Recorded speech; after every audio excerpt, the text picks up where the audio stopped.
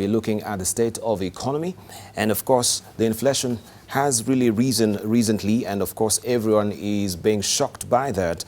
And this is what we are following for you this morning. We have with us Mike Eldon, who is a management consultant and also is the chair of KCA University. Also, we have with us Dr. Mbiu Wagacha, who is a former acting chair of the Central Bank of Kenya. Also, he is a senior economist advisor to the President, the Executive Office of the President. Also, we have with us James Mureu. James Mureu is the chairman of the National Economic Diplomacy Committee. And we have with us also Nderitu Muriithi, who is a former assistant minister in the Ministry of Industrialization formerly, and also he is an economist. Right, let's continue with our discussion as also we keep tabs of what is happening at the Lee Funeral Home. We shall be crossing over there momentarily. If anything is happening, we shall update you and apprise you on that development. But we continue with our discussion looking at that particular. I hope you guys have not lost your train of thought where we were before we took a short break. And I think we were talking about ethical leadership within the counties and, you know, pegging that with the corruption that is ongoing and the stashing of money that is being done with the commercial banks. Let's continue, if you've not lost your thought, Mike Eldon. Well, this is a big problem, and in this election year, where people are in need of so much funding, it's not going to be any easier. Never mind the fact that now already, I think, certainly elected officials are on the campaign trail rather than being CEOs of whatever they're meant to be CEOs of. And so it's up to the backroom boys and girls to keep the show on the road. Of course, there are no new initiatives. People are wanting to show delivery from the last manifesto, and that's honorable, that's good. That's the good part of democracy, to be seen to be performing in order to earn the right to be re-elected. But it's this whole mix of things that make people who go for these kind of elected jobs so praiseworthy in a sense, because the challenges they have to handle are so incompatible one with the other and so great each of them.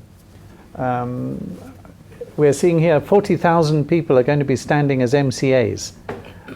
Is that because they want to compete for doing so much good for their counties? Well, I'm sure some will, but it seems that they've carved out certainly a reputation for themselves of being in it for other things too. Even we're given to understand some of the professors as well. They're running for the MCA seat as well. Professors, MPs, yes. you name it. It's where the action is, where the power is, if only it's the power to prevent things happening unless certain other things happen. I think Your comments, sir. I think you are surprised because historically the role of the councillor was it was seen as a minor role. Yeah. And the compensation for it was also equally small. The formal compensation. The formal compensation, yes. But the member of a county assembly is not a councillor, is a legislator. Their job is to make law, very serious law. And when you look at the budget. Yeah, and when you look at the functions that are devolved from agriculture, livestock, health, and so on, I mean, the member of the county assembly is called upon to perform at a very high level. Of course, the compensation has also improved. I think in my neck of the woods in Laikipia, for example, I think an MCA on average will probably be on 350,000 bob a month, which is a very significant compensation compared to the rest of the economy. So it is no wonder that the role of the MCA is attracting a lot of interest. So personally, I am actually encouraged that there are so many people interested in going for that role. The question is which ones will succeed. Yeah, exactly. Now, obviously, choice is an important thing, but how that choice will be exercised by the citizen, I think, could be an issue. I think you're also seeing a lot of, it would be interesting to see what is the number for the role of governor. Because without a doubt, a governor's role, you can actually make really meaningful difference to a county. And you've seen a number of governors, and I agree with you, there are some county governments that have performed reasonably well. But I think there is also an incredible number that have done dismally, could have done better, missed opportunities. And I think that going into this election, and this is the second election into devolution, I think one hopes that we as citizens, we have learned something and we can make better choices, particularly the question about leadership. Because you see, there are far too many persons for whom politics is the end in itself. And politics ought to be a process of putting people in office, and leadership is a question of what do they do when they sit there. Yes, politics in Kenya is complicated, but I think if you compare the immediate, the government now, the previous government and the government before that, they are all operating in this environment. But I think you would have to say, on the economic front, certainly the Kibaki administration performed better than the Moi administration. And I think you would have to say, the Jubilee administration has continued on that upward trajectory of this economy. And all these administrations have worked in the same political environment. So even though the politics and the incentives can be a bit upside down, some administrations have done better. And there can be no doubt, if you look at where we are today, this administration has been able to maintain that upward trajectory that is so important. And I want to pause there and say, it is always easy, as we were debating earlier, always easy to say there is a problem. Far harder to come up with a real solution and implement that solution. What we fail to understand is the fact that, yes, we have a growing economy, as they say, but this is not being translated into jobs. Right now, if you look at the social media, what is actually trending right now is the tribalist youth who are jobless. And people are spewing and, putting away or, expressing the vitriol regarding, the state of economy and joblessness of the youth. This is a frustration. So you tell me then, when we talk about economy growing, and that is not really translating into jobs, we fail to understand. Is this an oxymoron? There's an economy which is growing, but their jobs, people are being laid off. Companies are closing. So how do we explain an economy growing and companies are closing shops? Let me have a go, and then my senior will economist let's hear from the senior first. The junior should always go first. Let me have a go at it. Debarl, the issue of jobless growth in Kenya is not a new question. And it's not a Kenyan question. Yeah. It is a global question. But I don't know whether I was... Yeah, I'm trying to... 1 minute, I'll have finished. Let's not globalize it. Let's just train our focus on Kenya. Because, yes, let's not globalize it because the rate is different from other countries than what we have in Kenya. Yes. The reason we have jobless growth, and of course, it's not really jobless, it is that we are not creating as many jobs in comparison to the growth in the labor force, is like this. Take financial sector. The financial sector is moving deeper and deeper into technology. Today, you will hardly go to a banking hall. You will use your mobile phone or your computer to move your money around, to pay for bills and do whatever. That means that although that sector is expanding, it is not really creating as many jobs as it did in previous, in previous time periods.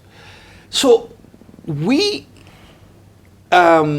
of course you can ask the question, then what should governments be doing in order to ensure that we create jobs? Because of course we have a big labor force, we have expanded education tremendously. What should governments be doing? A number of things. And those things, many of them being done now, have we seen the effect of them? Not quite, but many of them being done now. Like what? Like the question of skills mismatch. Look, You'll be surprised that some welding jobs, many high-level welding jobs, we have to look for skills outside Kenya.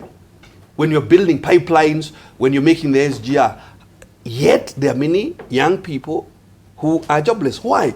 Because they don't have the right skill. Now that is why this question of technical institutes, a technical institute in every constituency is being done, so that we can ensure the skills mismatch, we are eliminating it. All right, let's hear from Dr. Mbiu, then we'll come also to... Okay, yes. I agree with Muriithi, but the first point to make is really the fact that the Kenyan economy is a lucky economy in many senses.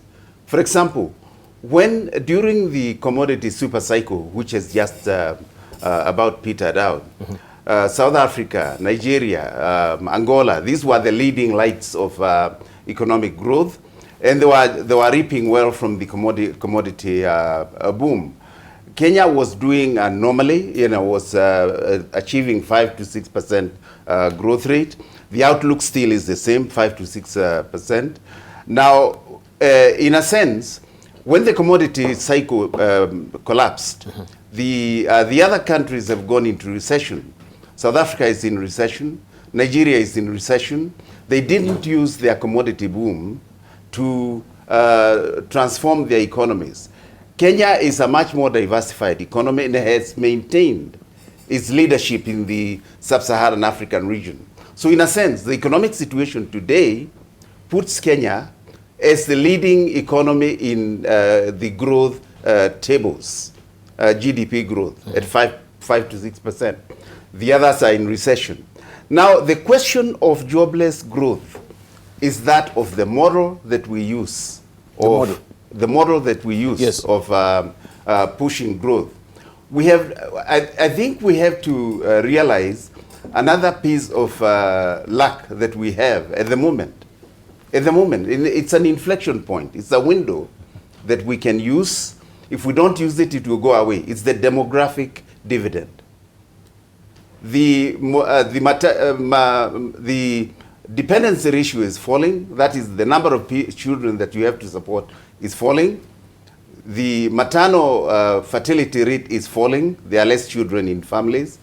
You have a bulge of about 50% between 15 and 64 who are the labor force of Kenya. We must have a model that absorbs those people into jobs in order to reap the demographic dividend. The way to do that is really to go back to our investment spending. Where does it come from? 3 sources.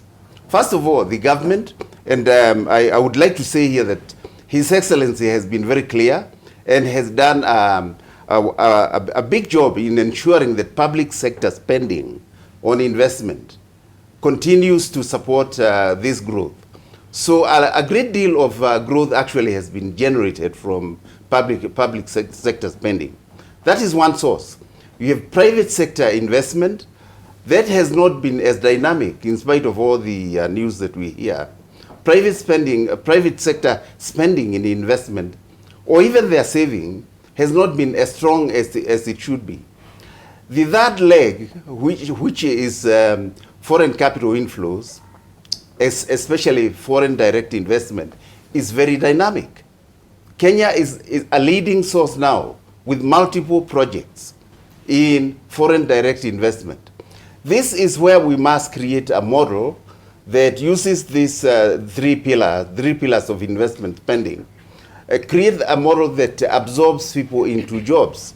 This bulge that I said, 15 to 65, right, put them into jobs. Now, the way to do that, in many senses, is to look at some of the weaknesses that we have in the economy. My colleague here has written on the problem. The new documentation from the Kenya Bureau of Statistics, the micro and small enterprises study, shows clearly that in many cases we are shooting ourselves in the foot regarding the sources of economic growth. 82% of all jobs are being created in that sector, micro and small enterprises All right. and informal sector. Thank you. And give me just a second. And they are producing, each of them, the small enterprises, which are 1 to 9 employees, and then 10 to 50 employees. Each of these two segments of the micro and small enterprises are producing as much as the manufacturing sector. 10% of gross value added in the economy. James Mureu doesn't seem to agree with you. We do not give them the incentives that they need in order to grow. We have to change the model and perhaps reinvent our economic strategy. Thank you. Let's say from James Mureu, you don't hold with his view, do you? No. I partly, largely agree with Dr. here. But you know, when you speak last after all these competent people, now I have to sort of try and comment on each one of them. But I want to say this. If you look at where the rain started beating us as a country, that is where we should go back and start addressing our problems. Now, if you look at the models that we have for our education, and I agree with Dr. here, if we are going to sustain this, maybe we need to re-engineer our education system so that we remodel the skills that we are churning out of these universities are able then to meet. Because a lot of these kids are out of the university with a certain skill that is not necessarily what we need right now. So we need to probably relook at our education model and say, do we need to rethink and remodel ourselves so that we change our education system to meet our skills requirement. From the day when we turned our polytechnics into universities, all of them across the country, that is where we left that's when that's Eldon who's talking about it. I normally read your article. But the truth is, yes, and I like that. Because until we do that, this problem is not going to go away. So we need to rethink, what do we need, what skills do we need in this country, and how do we then turn our universities into, our polytechnics into universities, and turn these kids into just quasi-qualified university graduates. Quasi-qualified university graduates. And before this point disappears, if you look at the issue that has been raised about welders, skilled welders, the polytechnics used to churn out skilled welders, skilled carpenters, skilled masonries, but we turned them into universities and emphasized on white-collar jobs. Recently, when the standard gauge railway was being done, they required 4,000 welders. But they could only raise 400. We have to appreciate what the government is doing as well. That at least now there's some colossal sum of money that is set aside also for the TVET, the tertiary. Debarl, please let me just finish. Let me just bring this home. You see, we have gone right round now. We've made them into universities. Now we are looking at making technical tertiary colleges again. But if you tell me, why is Kenya Polytechnic a university? And why is Mombasa Polytechnic a university? It's a technical university. It's a technical university. They are turning out. Okay, just a moment. No, I have to bat in. No. Let's hear from Mike, because also Mike has written a very nice piece in the Business Daily today. We'll come to you. Yeah, this fresh mindset needed to achieve value-based or values-based education objective. It's a crisis that we're having in this country. First of all, because first, why are we looking keenly, especially with the Commission of University Education, going back to these universities that are being chartered and they don't have even commensurate facilities for the sort of the faculties that they do have. Some of them, they have medicine faculty, but they don't have enough professors, right, who have PhDs to actually be teaching in these universities.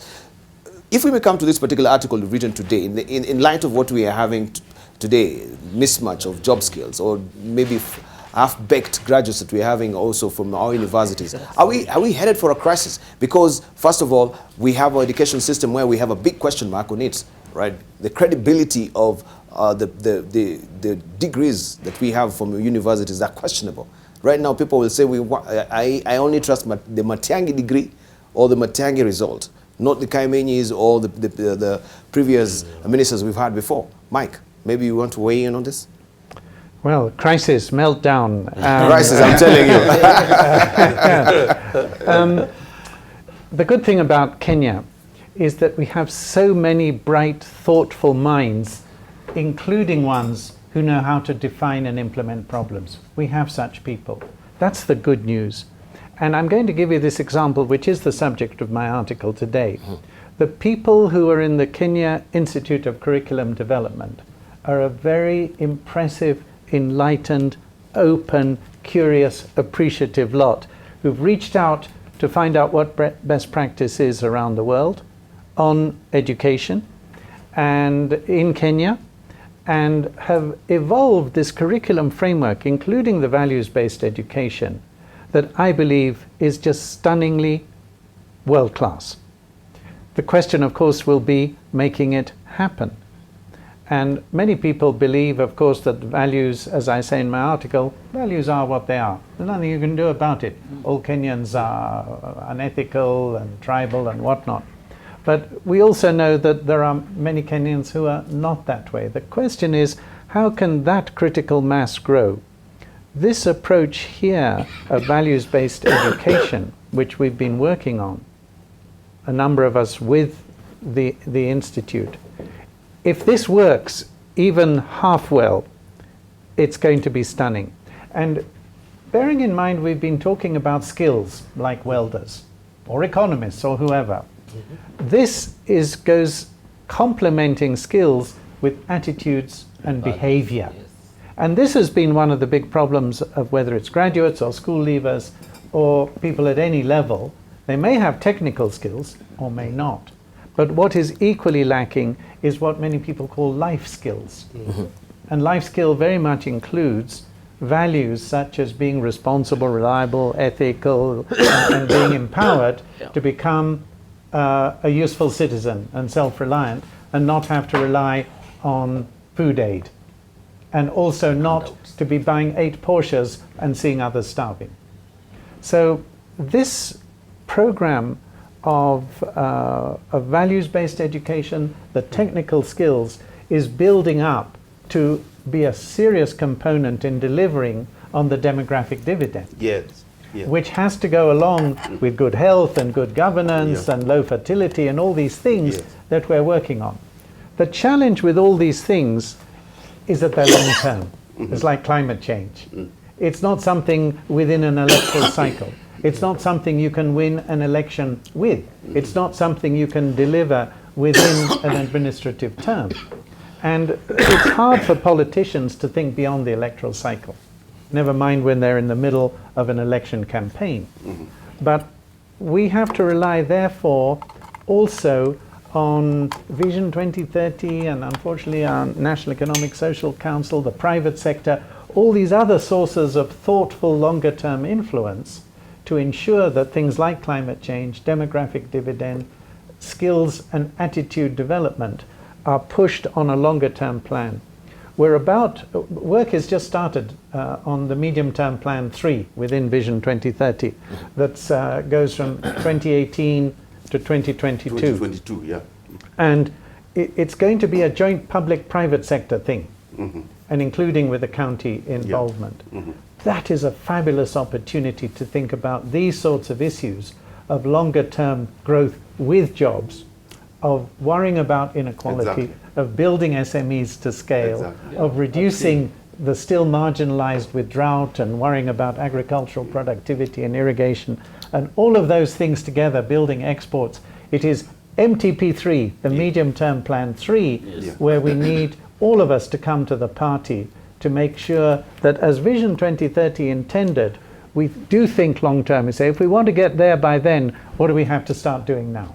Mind you, on the question of the medium-term plans, it's interesting what you say about the using the demographic dividend to address this question of employment. The last 2 plans did not meet the targets of Vision 2030, did not meet their own targets. The last one, MTP2, did not even meet its own target of 8.7% growth. Vision has 10%. Yeah, we want more than 10%. What is in question, seriously, is the transformative content of MTP3. We must build a new medium-term plan. Be ambitious. 3, that transforms the economy on the 3 pillars that I just addressed, that will address principally employment to make use of this demographic dividend. And you need 3 partners: public spending, you need private sector spending, investment, and you need foreign direct investments, which are dramatically increased in Kenya. And you need that, and then you need a transformational system that also makes use of the changing structure of the economy. One of the main changes, if you look at the current data, is the growth of the mining and natural resources sector. Incredible growth, and it's going to grow very, very fast. What we did in under the executive office, and the president was hands-on, is to create some ideas on the sovereign wealth fund, which will sort of guide the use of natural resources, in order not to become like Nigeria or South Africa, where you absorb a boom resource, the revenues from resources, end up with consumption, end up with little investment, end up with little transformation of the economy, and then when the commodity boom ends, you are down to the bottom again. Was to build a sovereign wealth fund bill, which is elaborate. The Norwegian It is model. so elaborate that when I presented it in New York, in Wall Street, in the New York Stock Exchange, it won an international award. So here we are again in Kenya. We are lucky. We have a model that is globally recognized, and we can make use of this new sector, that is growing very fast, to transform the economy with employment and jobs. All right. Let's hear from Mureu. Let's hear from Mureu. Let's hear from Mureu. We'll come to you, sir. I agree with Wagacha, but in all these good things, Wagacha, and we have many policy papers written, gathering dust in our offices. It all boils down to the leadership. Who is leading in all this? Because you can have all these good wishes. I mean, Nderitu talked about the trajectory, the upward trajectory that was started by Kibaki and taken off by, which is true. It is working. But what is eating it out? Corruption, bad leadership, all these things. It is all inclusive. We cannot sort of talk about good papers, good things, good wishes, without addressing the issue of leadership, corruption, and what Mike is talking about, value based. What is your value? What do you believe in as a leader? I mean, in August we're going to elect leaders. What are we looking? I think that will be a topic for another day. I think the values.